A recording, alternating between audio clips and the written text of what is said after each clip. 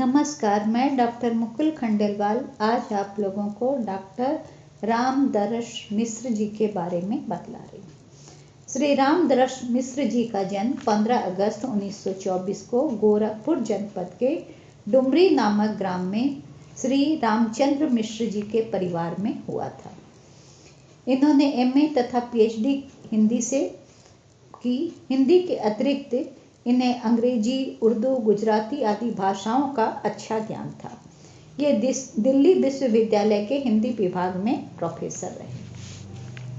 बहुमुखी प्रतिभा के धनी डॉक्टर मिश्र ने साहित्य की अनेक विधाओं जैसे कविता, कहानी, उपन्यास, निबंध, आलोचना, इन सब में महत्वपूर्ण सृजन कर अपना अप्रतिम योगदान किया है। जीवन के यथार्थ का बोध कराना ही इनके लेखन का उद्देश्य है। जहाँ कहानियों के कथानक में जीवन की विसंगतियों को उभारा गया है, वहाँ भाषा पात्रानुकूल और लोक प्रचलित शब्दों जैसे हल, सफाचट आदि शब्दों के प्रयोग से उसको व्यवहारिक बनाने की इन्होंने चेष्टा की है। मुहावरों का भी प्रयोग किया है। मुहावरों के प्रयोग से जैसे आज रात को टेम बोल गया, मृत्यु को प्राप्त हुआ बोलना, लेकिन उसके जगह पे टेम बोल गया आदि मुहावरा का प्रयोग किया है। तो इससे क्या है, उनकी भाषा में स्वाभाविकता बहुत ज़्यादा आई है।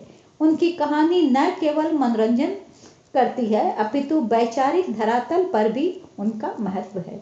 एक उदाहरण मैं आपके सामने दे रही हूँ। सोने की कोशिश करने लगता, बार बार आंख मूंदता और बार बार यह चादर चिकोट लेती। धीरे धीरे आज की शाम आंखों में उतर आई।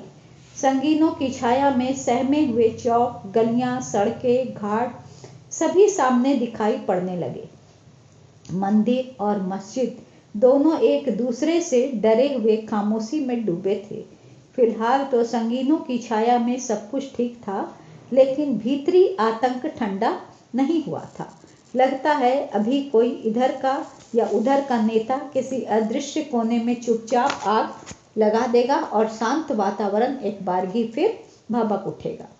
नेता को शांति नहीं चाहिए, सद्भाव नहीं चाहिए। शांति और सद्भाव स्थापित रहे तो उसके नाटक का क्या होगा? वह तो पहले शांति सद्भाव खंडित करता है, फिर उसको स्थापित करने के लिए मंच पर आता है और फिर आकर क्या करता है, देखिए, तबाही को कोसता है, तबाह हुए लोगों के लिए आंसू बहाता है और अपराधियों के विरुद्ध आग उगलता है। वह जनता को इस बात का विश्वास दिलाता है कि वह नहीं रहेगा तो लोगों को चैन से जीना हराम हो जाएगा। लोगों को एहसास दिलाता रहता है कि उसकी सलामती के लिए, उन लोगों की सलामती के लिए उसका होना बहुत जरूरी है। वह जनता का धन खाकर उनकी गरीबी पर आंसू बहाता है। वह संप्रदायों को लड़वाकर भाईचारे का मंत्र पढ़ाता है। वह बंदूक की नोक पर चुनाव लड़कर जनतंत्र के फलने फूलने का मंगल पाठ करता है। वह अनेक आपराधिक क्रियाकलापों में डूबा हुआ देश का आचरण और नैतिक स्तर ऊंचा उठाना चाहता है। वह नेता की चादर। ये एक उदाहरण मैंने आपके सामने दिया। इनके जो काव्य हैं वो हैं पथ के गीत, बैरंग बेनाम चिट्ठियाँ, पक गई है धूप, कंधे पर सूरज, दिन एक नदी बन गया, मेरे प्रिय गीत, बाजार को निकले हैं लोग। उपन्यास जो है पानी के प्राचीर, जल टूटता हुआ, बीच का समय, सूखता हुआ तालाब, अपने लोग, रात का सफर, आकाश की छत, बिना दरवाजे का मकान, दूसरा घर, कहानी खाली घर, एक वह दिनचर्या, सर्पदंश, बसंत का एक दिन, 61 कहानियां इत्यादि है। आलोचना भी लिखी है इन्होंने। हिंदी आलोचना का इतिहास, साहित्य, संदर्भ और मूल्य। ऐतिहासिक उपन्यासकार वृंदावन लाल वर्मा। हिंदी उपन्यास एक अंतर यात्रा। हिंदी समीक्षा, स्वरूप और संदर्भ, आज का हिंदी साहित्य, संवेदना और दृष्टि। हिंदी कहानी, अंतरंग पहचान। हिंदी कविता, आधुनिक आयाम, छायावाद का रचना लोक, आधुनिक कविता, सृजनात्मक संदर्भ।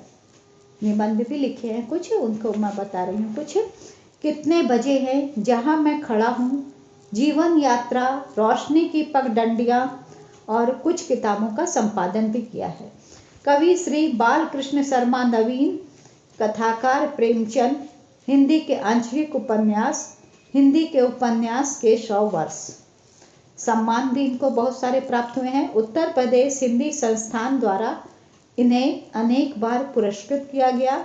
हिंदी अकादमी दिल्ली, ऑर्थर्स गिल्ड ऑफ इंडिया एवं नागरी प्रचारणी सभा देवरिया द्वारा भी इनको सम्मानित कई बार किया गया। धन्यवाद।